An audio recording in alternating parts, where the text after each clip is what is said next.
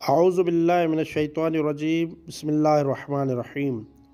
مومنین کرام، احادیث میں عید الفطر کی رات کی بہت زیادہ فضیلت بیان ہوئی ہے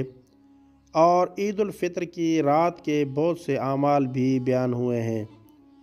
یہاں تک کہ رسول خدا صلی اللہ علیہ وآلہ وسلم کا ارشاد گرامی ہے،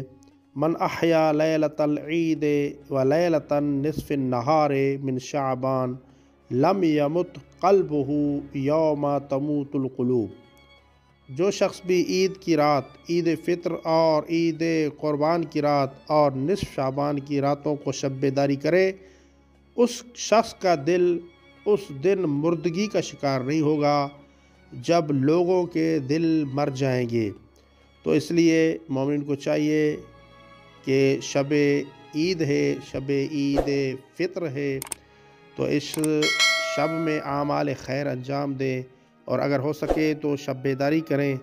کہ عید الفطر کی رات شب بیداری کرنے کا بہت زیادہ اجر و ثواب ہے۔